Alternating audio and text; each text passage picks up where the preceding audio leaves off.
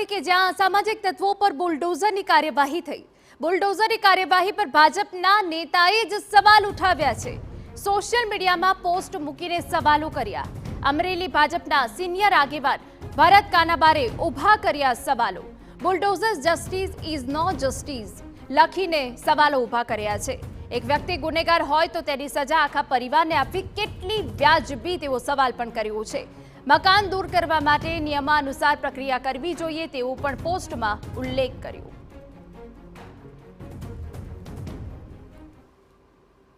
સાથે સાથે એવું જોવા મળ્યું કે ઘણી બધી જગ્યાએ જે ગુનેગારો છે એમની સામે કાયદેસરનું જે કાર્યવાહી થતી હોય એમને સજા થાય એ માટે પોલીસ તંત્ર ચોક્કસપણે ન્યાયિક કોર્ટમાં કાર્યવાહી કરે એ બધું સમજી શકાય, પણ એમના પરિવારોના ઘર તોડીને એમના પર બુલડોઝર ચલાવીને મને લાગે એમને બેઘર કરવાની જે વાત છે એ કુદરતી ન્યાયના સિદ્ધાંતની વિરુદ્ધ છે। આપણે મધ્યયુગમાં જીવતા નથી અને ખાસ કરીને એમના સમગ્ર પરિવારને એ ગુનેગારના કૃત્યોનો દંડ દેવો મને લાગે કોઈ પણ દૃષ્ટિએ વ્યાજબી નથી। કોંગ્રેસ નેતા વિરજી ઠુમ્મરે પણ પ્રતિક્રિયા આપી। એક ગુનેગારના કારણે પરિવારને બેઘર કરવા મુદ્દે નારાજગી વ્યક્ત કરી। ભાજપ નેતા ભરત કાનાબારે ઉઠાવેલા પ્રશ્નને વિરજી ઠુમ્મરનું સમર્થન। ભરત કાનાબાર એક સનિષ્ઠ આગેવાન છે। ભરત કાનાબાર સાચી વાત બોલે છે, મને ગર્વ છે।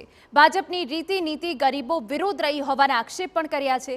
કોઈ પણ વ્યક્તિ રોજગારી માટે ગુનો આચરે છે। 25 વર્ષથી બનાવેલા મકાનો પર તંત્રએ બુલડોઝર ચલાવ્યા। ભારતીય જનતા પાર્ટીના એક સનિષ્ઠ આગેવાન તરીકે સાચી વાત હંમેશા બોલતા રહ્યા છે અને એનો મને ગર્વ છે। મેં સાથે પણ જનતા દળમાં કામ કરી ચૂક્યા છે। વડાપ્રધાનને પણ સીધું જ ટ્વીટ કરે। આજે એમણે ગરીબ માણસોની ચિંતા કરી છે, અભિનંદન પાત્ર છે। 25 વર્ષથી જેના મકાનના બાંધકામ થયા છે, અત્યારે તંત્ર એમનો કોઈ એક કુટુંબી કોઈ ગુનોમાં સંડોવાયો એટલે મકાન પાડવા માટે બુલડોઝર ચલાવી રહ્યા છે। ગુંડાગીરી પકડવી હોય તો પકડે।